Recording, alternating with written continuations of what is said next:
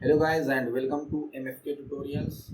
आज के इस सेशन में हम डिस्कस करने वाले हैं रिलेशन पर। ठीक है, तो रिलेशन को समझने से पहले हमें पढ़ना होता है कार्टेशियन प्रोडक्ट। ठीक है, अगर हमें रिलेशन को समझना है तो हमें समझना होगा कार्टेशियन प्रोडक्ट क्या होता है। देखिए, रिलेशन जैसे रियल लाइफ में भी रिलेशन होते हैं, फादर का मदर के साथ, ब्रदर का सिस्टर के साथ, ठीक है, मेरा मेरे दोस्त के साथ, ये सारे रिलेशन हमारे रियल लाइफ में एग्जिस्ट करते हैं। इन सिमिलर मैनर मैथमेटिक्स में भी हम रिलेशन पढ़ते हैं। तो चलिए हम लोग पहले देखेंगे, इस कवर करेंगे कार्टेशियन प्रोडक्ट क्या होता है, फिर हम लोग देखेंगे रिलेशन क्या होता है, फिर हम वहाँ पर देख रहे होंगे टाइप ऑफ रिलेशन में empty relation, universal relation, identity relation, symmetric relation, transitive relation, equivalence relation. फिर हम देखेंगे इक्विवेलेंस क्लास। देखिए, इक्विवेलेंस रिलेशन, अगर कोई रिलेशन हमारा इक्विवेलेंस रिलेशन है तो ही हम इक्विवेलेंस क्लास पढ़ेंगे। It means that equivalence class तभी और तभी आता है जब इक्विवेलेंस रिलेशन होता है। ठीक है, तो चलिए इन सब चीज़ों पर हम एक एक करके डिस्कस करते हैं। सबसे पहले हम लोग रिलेशन को समझने के लिए हम लोग पढ़ेंगे कार्टेशियन प्रोडक्ट क्या होता है। ठीक है, चलिए स्टार्ट। हम लोग देख लेते हैं कार्टेशियन प्रोडक्ट क्या होता है। कार्टेशियन प्रोडक्ट क्या होता है, जिसे हम दो नंबर को आपस में मल्टीप्लाई कर सकते हैं, दो वेक्टर्स को आपस में मल्टीप्लाई कर सकते हैं, दो मैट्रिसेस को आपस में मल्टीप्लाई कर सकते हैं। इन सिमिलर मैनर हम दो सेट को भी आपस में मल्टीप्लाई कर सकते हैं। हमारे पास कोई सेट 1, 2 एंड 3 हो और कोई दूसरा set b equal to 4, 5 and 6 हो। ठीक है, इसको रेन-डिस्कार्टे नाम के मैथमेटिशियन थे, उन्होंने ये बताया कि जैसे हम दो नंबर को, दो वेक्टर्स को, दो मैट्रिसेस को आपस में मल्टीप्लाई कर सकते हैं, ऐसे ही दो सेट को भी हम आपस में मल्टीप्लाई कर सकते हैं। और इन्होंने इस मल्टीप्लिकेशन को कैसे डिफाइन किया, वो डिफाइन किया a क्रॉस b। ठीक है, और इस तरीके से डिफाइन किया कि a का हर एक एलिमेंट 1, 2, 3, ये a के हर एक एलिमेंट b के हर एक एलिमेंट से 4, 5, 6, ए का हर एक एलिमेंट ये बी के हर एक एलिमेंट से जितने भी पॉसिबल वे से पेयरिंग कर ले, उसी को हम लोग कहते हैं कार्टेशियन प्रोडक्ट। ठीक है, ये इसके साथ भी कर सकता है, ये इसके साथ भी कर सकता है, ये इसके साथ भी कर सकता है, ये इसके साथ भी कर सकता है, ये इसके साथ भी कर सकता है, ये इसके भी साथ कर सकता है, ये इसके साथ भी, ये इसके साथ भी, ये इसके साथ भी पेयर कर सकता है। ठीक है, इट मीन्स दैट हमारा जो बनेगा यहाँ पर क्या बनेगा, 1, 4, 1, 5, 1, 6, फिर बनेगा 2, 4, 2, 5 एंड 2, 6, फिर बनेगा 3, 4, 3, 5 एंड 3, 6। बात समझ में आई? ठीक है, इसी को हम लोग बोलते हैं Cartesian product of A and B. ठीक है, अच्छा देखिए, इसी को हम लोग बोलते हैं, ये था ना, given to non implicit A and B the set of all order pair. ठीक है, ये क्या है, ऑर्डर पेयर है। जिससे मैं बताऊं, क्या ये बी क्लास से अगर बनाना चाहूं तो क्या हो जाएगा, बी का हर एक एलिमेंट इस तरीके से 4, 5, 6, 1, 2, 3, ये बी हो जाएगा, ये ओ ए हो जाएगा। ये जो रिलेशन है, रिलेशन ए से बी में डिफाइंड है। अब जो ये रिलेशन हो जाएगा बी से ए में डिफाइंड हो जाएगा। अब बी का हर एक एलिमेंट ए के हर एक एलिमेंट से जितने भी पॉसिबल वे से पेयरिंग करेगा, उसी को हम लोग कहेंगे कार्टेशियन प्रोडक्ट। यहाँ पर बी क्रॉस से क्या बनेगा, बी क्रॉस बनेगा, बी क्रॉस से बनेगा 4, 1, 4, 2, 4, 3, 5, 1, 5, 2, 5, 3, फिर बनेगा क्या आपका 6, 1, 6, 2 एंड 6, 3। बात समझ में आई? बिल्कुल आनी भी चाहिए, जितने भी पॉसिबल वे से पेयरिंग बनेगा। ठीक है, और ये वाला इस तरीके से जितने भी पॉसिबल वे से पेयरिंग बनेंगी। ठीक है, अब हम बात कर लेते हैं, जैसे ये ऑर्डर पेयर है। ठीक है, देखिए अगर मैं बात करूँ x square minus 7x plus 12 equal to 0, ये पॉलिनोमियल है, इसका जीरोस क्या आएगा, 3 एंड 4 आएगा। ठीक है, अब 3 एंड 4 इस इक्वेशन को सेटिस्फाई करेगा, ये पेयर है, ये पेयर है। ठीक है, यहाँ पर ऑर्डर इंपॉर्टेंट नहीं है, x इक्वल टू 4, 3 ये भी लिख सकते हो, ये भी लिख सकते हो, यहाँ पर ऑर्डर नहीं इंपॉर्टेंट है। लेकिन a क्रॉस b और b क्रॉस से अगर मैं ये कहूँ कि क्या आपका दो पेयर, इसको मैं रेस कर दूँ, यहाँ से चीज़ें क्लियर हो गई होगी। अगर मैं ये कहूँ, आप लोग स्क्रीन शॉट करके लेकर के इसको देख सकते हैं। अगर मैं ये कहूँ क्या आपका x comma y is equal to u comma v है? क्या ये इज इक्वल टू है? ठीक है, यहाँ पर जो होगा ऑर्डर इज इम्पोर्टेंट, यहाँ पर जो होगा ऑर्डर इज नॉट इम्पोर्टेंट। ठीक है, यहाँ पर ऑर्डर इम्पोर्टेंट नहीं है। कोई सा भी मैं रखूं, चाहे 3 4 रखूं, ये पेयर ही तो आ रहा है। दो आपकी 2x की वैल्यू है जो इस इक्वेशन को सेटिस्फाई करेंगे। यहाँ पर ऑर्डर इंपॉर्टेंट है। कैसे? देखिए, अगर मैं ये करूँ 4 and 3 and 4, क्या ये इक्वल हैं? देख लीजिए, ये आपका x एक्सिस हो गया, ये आपका y एक्सिस हो गया। 1 2 3 4 1 2 3 4 1 2 3 4। ठीक है, यहाँ से मैं 4 कामा 3 की बात करूँ तो 4 and 3 यहाँ पर कहीं मिलेंगे आपको। 3 and 4 की बात करूँ, 3 and 4 तो 3 and 4 यहाँ पर मिलेंगे। इसका इंटरसेक्शन पॉइंट ये है, ठीक है, और इसका इंटरसेक्शन पॉइंट ये है। बात समझे? इट मीन्स दैट यहाँ पर ये अलग अलग चीज है, लेकिन यहाँ पर ये सेम चीज थी। चाहे 3 4 रखो पहले, चाहे 4 रखो, यहाँ पर इक्वेशन को सेटिस्फाई करेगा। इट मीन्स दैट आपका यहाँ पर ऑर्डर इंपॉर्टेंट है, यानी कि अगर मैं ए बी कहूँ, बी ए कहूँ, दोनों इक्वल नहीं होगा। ठीक है, बात समझ में आई? ये कब इक्वल होगा? देखो, two order pair are equal if and only if the corresponding first element are equal to the second element. ठीक है, equal to the second element, यानी कि कहने का मतलब ये है, ये तभी और तभी बराबर होगा जब x u के इक्वल हो जाएगा, y p के इक्वल हो जाएगा।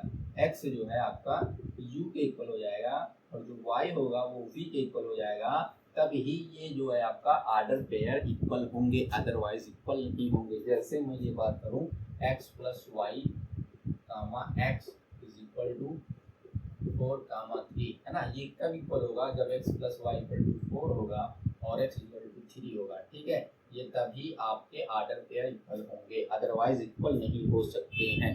अब हमने बात की थी अभी यहीं पर a क्रॉस b की और b क्रॉस a की, है ना? यहाँ पर सारे एलिमेंट आपके 1 2 3 1 2 आपकी जो एलिमेंट आए थे 1 3 1 4 1 5 1 6 इस तरीके से मिले थे।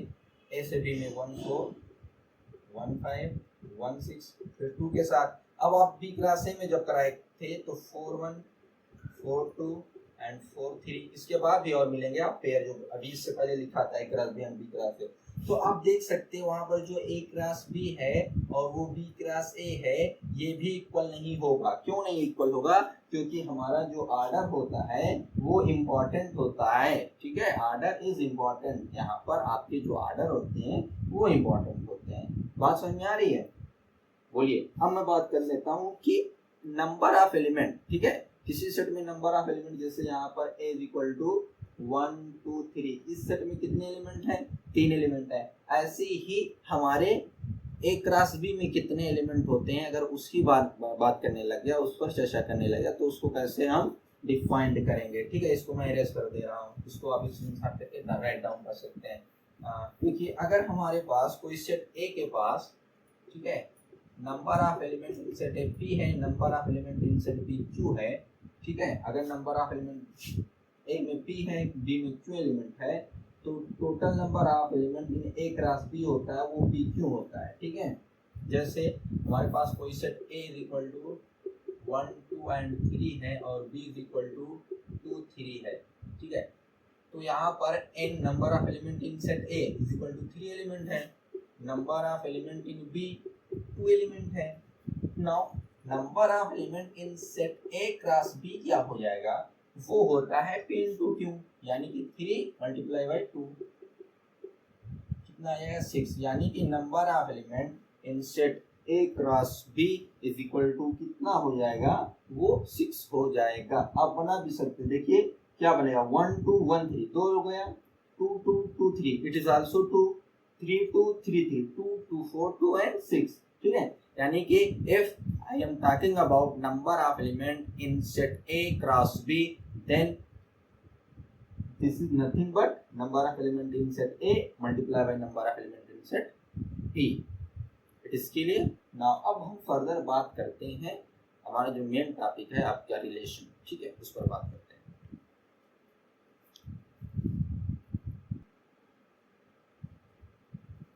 चलिए अब हम लोग बात कर लेते हैं रिलेशन की। रिलेशन क्या होता है हमने बताया था, जैसे हमारा रियल लाइफ में भी रिलेशन होता है, फादर का मदर के साथ, ब्रदर का सिस्टर के साथ, मेरे फ्रेंड के साथ। There are many type of relation in real life exist. In mathematics relation is also exist, ठीक है। लेकिन जो ये रिलेशन एग्जिस्ट होता है वो दो सेट के बीच में एग्जिस्ट होता है, ठीक है, set A and set B, ठीक है। जैसे हमने कार्टेशियन प्रोडक्ट बताया था, ठीक है। देखिए कैसे होता है। A relation from set A to set B is a subset of A cross B। हमने निकाला ना, जो ये A cross B है, रिलेशन जो होता है इसी का सबसेट होता है, ठीक है। रिलेशन जो होता है A cross B का वो सबसेट होता है। And relation from set B to set A is a subset of B cross A। अगर हमारा रिलेशन A से B में डिफाइंड है तो वो A cross B का सबसेट होगा। अगर B से A में डिफाइंड है तो वो जो रिलेशन होगा सबसेट होगा B cross A का, ठीक है। अगर हमारा रिलेशन डिफाइंड है ए से बी में, ठीक है, हम रिलेशन को ऐसे पढ़ते हैं, R is a relation such that, उसको पढ़ेंगे हम such that R is a relation such that A from A to B, ठीक। R is a relation such that from B to A. अगर इसमें डिफाइंड है ए से B में तो ए क्रॉस बी का सबसेट होगा। अगर बी से ए में डिफाइंड है तो बी क्रॉस ए का सबसेट होगा। और उसके बाद डायरेक्शन होती है ए से बी में, ये जो डायरेक्शन है बी से, मतलब इट मींस दैट, कहने का ये मतलब है कि ए से बी में और बी से ए में जो रिलेशन डिफाइंड होता है, अगर ए से बी में डिफाइंड है इट मींस दैट हमारा ए इज इक्वल टू 1 2 3 यहाँ पर है and B is equal to हमारा 4 5 एंड 6 यहाँ पर है, ठीक है। तो जो हमारा रिलेशन, जैसे ये 1 4 से रिलेट कर रहा है, ठीक है, 1 4 से क्या कर रहा है, रिलेट कर रहा है, इसी को हम लोग बोलते हैं रिलेशन। इसको हम लोग ऐसे पढ़ सकते हैं 1 रिलेटेड टू 4, ठीक है। 2 5 से रिलेट कर रहा है तो 2 रिलेटेड टू 5, ऐसे 3 6 से रिलेट कर रहा है तो 3 इज रिलेटेड टू 6। ये आपका एक रिलेशन होगा, क्यों? क्योंकि देखो 1 4 2 5 एंड 3 6, 1 4 2 5 एंड 3 6, ये सबसेट ही तो होगा किसका, ए क्रॉस बी का ही सबसेट होगा, ठीक है। बात समझ में आई? बिल्कुल आनी भी चाहिए, ठीक है। तो ये क्या होता है, रिलेशन जो होता है वो सबसेट होता है ए क्रॉस बी का या बी क्रॉस ए का। अगर मैं बात करने लग गया यहाँ पर 1 is related to 5, 1 is related to 5, ये भी यहाँ पर है 1 इज रिलेटेड टू 5, ये इसका सबसेट ही तो है। बात समझ में आती है? बिल्कुल आती है, आनी भी चाहिए, ठीक है। तो यहाँ पर आपको रिलेशन ए से बी में यह डिफाइन कर रहा था। अगर सपोज करो बी से ए में डिफाइन कर रहा है, बी से ए में डिफाइन कर रहा है, तो यहाँ पर बी क्रॉस ए का सबसेट होगा, बी क्रॉस ए, और बी क्रॉस ए में जो बनेगा, पहले हम बी के एलिमेंट को लेंगे, यानी कि 4 1 5 1 6 1 4 2 5 2 6 2 3 4 5 3 3 6 3, ऐसे लेंगे, यानी कि 4 5 6 एंड 1 2 3, यानी कि 4 related to 1, 5 related to 2, 6 related to 3, इसको हम इसे रीड करेंगे 4 रिलेटेड टू 1, 5 रिलेटेड टू 2, ठीक है। इट मींस दैट 4 कामा 1, ठीक है, 5 comma 2, 6 comma 3, it is also subset of B cross A. B cross A जो बनेंगे आपके, यही तो बनेंगे, क्या बनेंगे, 4 1 5 1 6 1 4 2 5 2 6 2 4 3 5 3 एंड 6 3। आप इधर उधर हो सकते हैं आपके एलिमेंट, ठीक है। तो देखो 4 1 फिर आपका 5 1 6 1, इस तरीके से हमने बना दिया, 4 1 4 2 4 3, 4 1 4 2 4 3, 5 1 5 2 5 3, 6 1 6 2 6 3, सारे के सारे एलिमेंट इसमें हैं। और ये क्या है, जो ये रिलेशन बना, ये रिलेशन जो बना है ये क्या है, सबसेट है कि नहीं, A cross B, sorry B cross A का। बात समझ में आ रही है? आनी भी चाहिए। तो ये क्या होते हैं, रिलेशन जो होते हैं वो सबसेट होते हैं ए क्रॉस बी के, ठीक है। बात समझ में आई? अच्छा, अभी हमने पढ़ा था कि total number of element in A cross B, जैसे हमारा सेट में टोटल नंबर ऑफ एलिमेंट हम निकालते हैं, Cartesian product A cross B में टोटल नंबर ऑफ एलिमेंट निकालते हैं। इन सिमिलर माइनर कितने पॉसिबल रिलेशन बन सकते हैं from set A to set B, ठीक है, हम उस पर डिस्कस कर लेते हैं, ठीक है। बात समझ में आ रही है? चलिए डिस्कस कर लेते हैं। अगर हमारे पास number of element in A equal to P है और number of element in B equal to Q है, तो total number of element in A cross B वो होता था पी क्यू। बात समझ में आई? लेकिन अगर हम बात कर रहे हैं total number of possible relation from set A to set B, वो होता है 2 की power n a into N B, 2 की power n a into N B. It means that अगर मैं यहाँ पर बात करने लग गया total number of possible relation, मतलब कितने रिलेशन बन सकते हैं, तो वो हो जाएगा 2 की पावर, यहाँ पर कितने एलिमेंट थे, ए के पास 3 एलिमेंट थे और बी के पास भी 3 एलिमेंट है। इट मीन्स दैट 2 की पावर 9 हो जाएगा, यानी कि 512, यानी कि टोटल नंबर ऑफ रिलेशन जो बनेंगे 512 रिलेशन बनेंगे। बात समझ में आ गई? ठीक है। अगर मैं बात करने लग गया कि total number of possible relation कितने होते हैं from set A to set B और set B to set A, then nothing but 2 की power n a into N B. हम वहां पर देख लेंगे number of element in set A कितने हैं, number of element in set B कितने हैं। ठीक है, दोनों 2 के ऊपर टोपी लगा देंगे मल्टीप्लाई के साथ, दोनों 2 के ऊपर टोपी सेट की नंबर ऑफ एलिमेंट जितने होते हैं टोपी लगा दिया मल्टीप्लिकेशन के साथ। तो यहाँ पर total number of possible relation कितने हो जाएंगे, कब, जब हमारे पास सेट ए और सेट बी में 3 and 3 एलिमेंट रहेंगे। ठीक है, और हमने यहाँ पर बात कर लेते हैं थोड़ा डोमेन, कोडोमेन एंड रेंज की। ठीक है, वो स्किप कर जा रहा है अभी। डोमेन, कोडोमेन एंड रेंज की। डोमेन आपने क्लास 11th में पढ़ा होगा, डोमेन, कोडोमेन और रेंज की। इसकी बात हमारा जो था 1 2 3 ये आपका एलिमेंट है, 4 5 एंड 6 है। ये से मैपिंग किया, ये से किया, सपोज करो ये से रिलेट कर दिया और ये जो है इससे रिलेट कर दिया। ठीक है, तो जो set of element in set ए होते हैं, एलिमेंट इन सेट ए होते हैं, उसी को हम लोग डोमेन बोलते हैं। Domain, all element in set ए, वो क्या कहलाता है, डोमेन कहलाता है। अब कोडोमेन क्या होगा, इसको हम लोग बोलेंगे कोडोमेन, इसको क्या बोलेंगे, कोडोमेन। ठीक है, all element in set B, all elements in set B, ये आपके होते हैं कोडोमेन। अब रही बात रेंज की। ठीक है, जो रेंज होता है सबसेट होता है, ठीक है, आर इक्वल टू होता है कोडोमेन के। ठीक है, अब हमने एक बात कही, सबसेट भी होता है और इक्वल भी होता है। देखिए समझने वाली बात ये है, जैसे अगर मैं बात करूं 1 इससे रिलेशन में, 1 इससे भी रिलेशन में, 2 इससे रिलेशन में, 3 इससे रिलेशन में। इट मीन्स दैट कहने का मतलब ये है जितने भी एलिमेंट की, ठीक है, जितने भी एलिमेंट की यहाँ पर मैपिंग हो रखी रहेगी वही आपका रेंज रहेगा। सपोज करो कि इस यहाँ पर 3 की जो है मैपिंग 4 से कर दे रहा है, 3 की मैपिंग 4 से कर दे रहा है, ये एक रह गए ना, तो ये जो रह गए, क्योंकि ये क्या हुआ, इसके साथ कोई मैप नहीं किया, यहाँ पर इसकी रेंज 3 है, इसकी 5 है, इसकी भी 2 5 है, 3 की भी 4 है। ऐसा कोई यहाँ पर एलिमेंट नहीं है जिसकी यहाँ पर कोई इमेज, इसको हम लोग बोलते हैं इमेज। जो इमेज होती है इसको बोलते हैं इमेज, और इसको हम लोग बोलेंगे प्री इमेज। ठीक है, तो जो इमेज होती है वही आपकी क्या होती है, रेंज होती है। देखिए 1 की इमेज 1 4 है, 1 की इमेज 5 भी है, 2 की इमेज 5 है, 3 की इमेज 4 है। ऐसे इस तरीके से हम कंसीडर कर सकते हैं यहाँ पर। ठीक है, बात समझ में आ गई कि नहीं आ गई, बोलिए। यानी कि जो रेंज होता है वो कोडोमेन का सबसेट होता है। इट मीन्स दैट यहाँ पर ऐसे भी कह सकते हैं, यहाँ पर अगर मैं बताना चाहूँ आपके डोमेन क्या होते हैं, set of first element in set है, ये आपके क्या हो जाएंगे, डोमेन हो जाएंगे, और जो सेकंड एलिमेंट होगा वो कोडोमेन हो जाएगा। यहाँ पर जो सेकंड एलिमेंट हो जाएंगे वो कोडोमेन हो जाएंगे, और जो इसी का सबसेट होगा उसको हम लोग रेंज कहेंगे। ठीक है, उसको हम लोग क्या कहेंगे, रेंज कहेंगे। अच्छा, अभी तक हमने बताया ये जो सेट की कौन सी फॉर्म है, सेट बिल्डर फॉर्म है। ठीक है, सेट टेबुलर फॉर्म है, ये सेट की कौन सी फॉर्म है, टेबुलर फॉर्म है।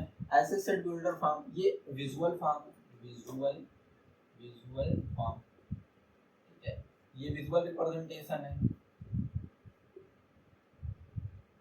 इसको विजुअल रिप्रेजेंटेशन बोलते हैं, इसको टेबुलर फॉर्म बोलते हैं। और सेट बिल्डर फॉर्म जो होगा, सेट बिल्डर फॉर्म।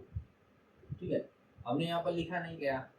ठीक है, देखिए जो रिलेशन होगा, R is relation x, y such that x belonging for all x belonging to a and y belonging to b।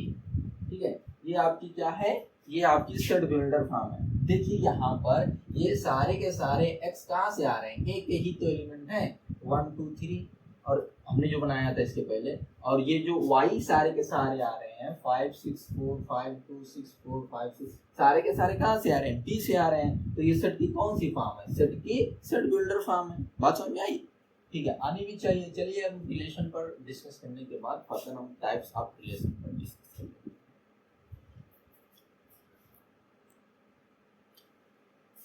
Now I am on the types of relation. तो there are many type of relation, हमने बताया था क्या क्या कहते हैं, जिससे हमारा इम्पटी रिलेशन है। इम्पटी रिलेशन को वाइड रिलेशन भी कहते हैं और नल रिलेशन भी कहते हैं। जिसे एक क्रॉस बी हमने बनाया, हमने बताया जो रिलेशन होता है वो सबसेट होता है एक क्रॉस बी का।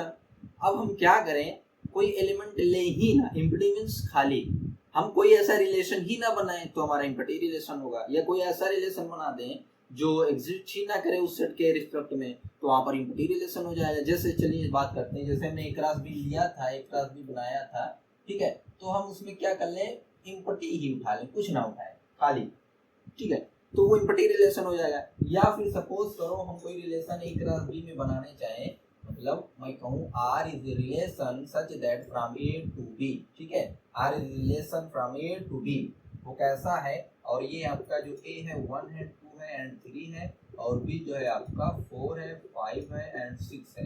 तो मैं निकालने जा रहा हूँ A cross B equal to X comma Y, ठीक है, such that x belonging to x greater than y for all x belongs to A and y belongs to B, ठीक है। ये कह रहा है कि वो सारे x y लेकर के आइए इस रिलेशन के अंदर जो आपके x क्या हो, ग्रेटर हो y से, और x A में बिलोंग करे और y B में बिलोंग करे। तो क्या यहाँ पर देख सकते हैं आप, यहाँ ये सारे के सारे x हैं, 1 2 3 कोई सा भी उठा लूं यहाँ पर, और ये सारे के सारे y है।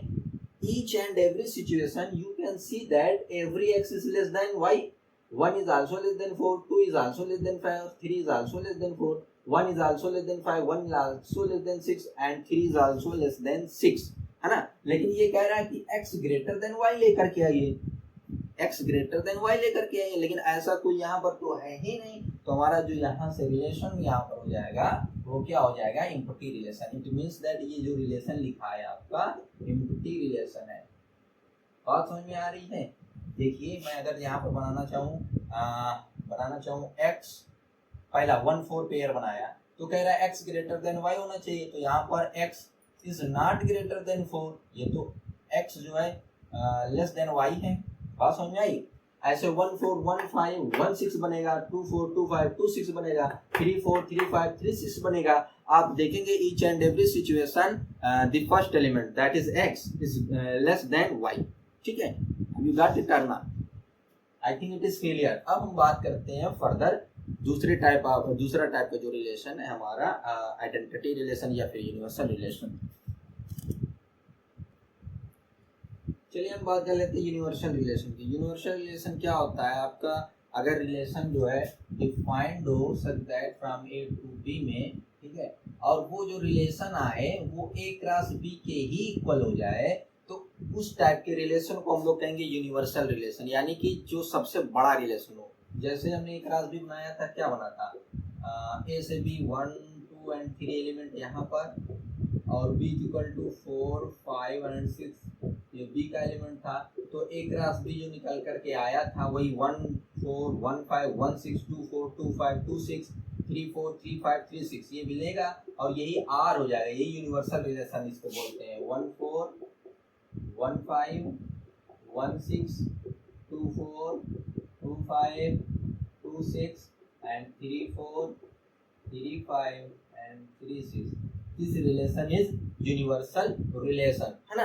कैसे, देखिए अगर मैं ये तो आपकी जो ये रिप्रेजेंटेशन है सेट की सेट टेबुलर फॉर्म है, ये आपकी टेबुलर फॉर्म है। लेकिन अगर मैं इसी को ऐसे कहूँ आर इज रिलेशन, मैं ले लूँ आर जो रिलेशन वो ऐसा हो x comma y such that x less than y for all x belongs to A, इसको हम लोग फॉर ऑल पढ़ते हैं, and x belongs to B, ठीक है। तो देखो ये कह रहा है कि वो सारे x y लेकर के आ जाइए आप, ठीक है, कौन सारे, जिसमें x छोटा हो y से। तो आप देख सकते हैं each and every situation this x is less than y or not. आपका हर एक सिचुएशन में आपके जो ये x हैं वो y लेस देन y के हैं कि नहीं है, बिल्कुल है। देख सकते हैं 1 is less than 4, 1 is less than 5, each and every situation every x is less than y। यहाँ पर देखिए आप लोग करने वाली बात ये होती है, जो ये फर्स्ट एलिमेंट होते हैं, ठीक है, हमने बताया था, ठीक है, ये कहाँ से आते हैं, x बिलोंगिंग टू a, और जो सारे के सारे सेकेंड एलिमेंट होते हैं वो कहाँ से आते हैं, यानी वो y बिलोंग्स टू b। बात समझ में आ रही है, बिल्कुल आना भी चाहिए। कहीं पर कोई कंफ्यूजन दिक्कत परेशानी हो तो कमेंट सेक्शन में पूछ सकते हैं, ठीक है। तो आई होप यूनिवर्सल रिलेशन समझ में आ गया होगा। अब हम फर्दर बात करते हैं आइडेंटिटी एंड रिफ्लेक्सिव रिलेशन की, ठीक है। अब हम बात कर लेते हैं आइडेंटिटी रिलेशन की। कह रहा है let R be relation in set A, then R is said to be identity relation if every element of set A related to itself only, ठीक है। देखो यहाँ पर कह रहा है कि इन सेट A, यहाँ पर तो एक ही सेट की बात हो रही है। अब कैसे, देखिए यहाँ पर कंफ्यूजन बहुत सारे लोगों की होती है कि क्यों एक ही सेट में बात कर रहा है, ठीक है। देखिए इसका मतलब ये है कि इन सेट A का मतलब ये है कि R such that R is a relation from set A to A। It means that जो ये रिलेशन डिफाइंड है वो ए से ए में ही डिफाइंड है, यानी कि जो आपका इसके बाद में आइडेंटिटी, रिफ्लेक्सिव, सिमेट्रिक, ट्रांजिटिव है ना, इसमें जो रिलेशन होगा वो ए से ए में ही डिफाइंड होगा, ठीक। बात समझ में आ रही। तो R is a relation such that from A to B, ठीक है, ए से ए में ही डिफाइंड है। कह रहा है इफ एवरी एलिमेंट ऑफ ए, मतलब ए के हर एक एलिमेंट, ठीक है, रिलेटेड टू इटसेल्फ ओनली, मतलब खुद से ही रिलेशन में हो, मतलब मेरा रिलेशन मुझे से ही है, ठीक है। जैसे मैं कभी खुद से ही बात कर रहा हूँ, मैं खुद को ही पसंद हूँ, ऐसा, ठीक है। इट मीन्स दैट अगर हमारे पास ए के पास एलिमेंट 1, 2 एंड 3 है और यहाँ पर 1, 2 एंड 3 है, तो वो खुद से ही रिलेट करेगा, 1 से, 2 से, 3 से, ठीक है। तो ऐसे जो रिलेशन होते हैं उसको हम लोग आइडेंटिटी रिलेशन कहते हैं। बात समझ में आ रही है, बिल्कुल आ रही है और आना भी चाहिए। अगर मैं यहाँ पर बात करूँ, क्या इस सेट पे जो डिफाइंड है A इक्वल टू 1, 2 एंड 3, क्या ये वाला जो सेट बनेगा 1, 1 एंड 2, 2, ये आपका आइडेंटिटी रिलेशन होगा? क्या आपका ये वाला रिलेशन जो है ये आइडेंटिटी रिलेशन होगा? क्या आपका ये वाला जो रिलेशन मैं लिख रहा हूँ अभी अभी, ये आइडेंटिटी रिलेशन होगा? यस सर होगा। मैं कह रहा हूँ नो सर नहीं होगा। ये आइडेंटिटी रिलेशन है, ये भी आइडेंटिटी रिलेशन नहीं, ये भी आइडेंटिटी रिलेशन नहीं है। आप कहोगे सर कि रिलेटेड तो है, खुद का एलिमेंट खुद से तो रिलेटेड है। आप कहोगे सर होना चाहिए, नहीं होना चाहिए। क्यों? क्योंकि यहाँ पर है every element of set A, set ए का हर एक एलिमेंट। यहाँ पर कहाँ देखो छूट जा रहा है, 3 एंड 3 यहाँ पर नहीं है, 2, 2 नहीं है, यहाँ पर 1, 1 नहीं है। बात समझ में आ रही? लेकिन ये सेट को मैं आइडेंटिटी रिलेशन बना भी सकता हूँ, लेकिन कैसे? मैं इस सेट पर डिफाइन कर दूँ, इस रिलेशन को मैं इस सेट पर डिफाइन कर दूँ, तो ये जो रिलेशन हो जाएगा ये आइडेंटिटी रिलेशन हो जाएगा। इसी सेट पर मैं ये डिफाइन कर दूँ 1, 3 पर, तो ये रिलेशन भी आपका आइडेंटिटी हो जाएगा। इस सेट पर मैं इसको डिफाइन कर दूँ तो ये जो रिलेशन हो जाएगा ये आपका आइडेंटिटी रिलेशन हो जाएगा। लेकिन अगर मैं इस सेट की बात करूँ तो ये इसमें से कोई सा भी जो रिलेशन है आइडेंटिटी नहीं है। ठीक है, बात समझ में आ रही? अच्छा ये बताओ इस सेट पर इसके अलावा और कोई रिलेशन बना सकते हैं जो कि आइडेंटिटी हो?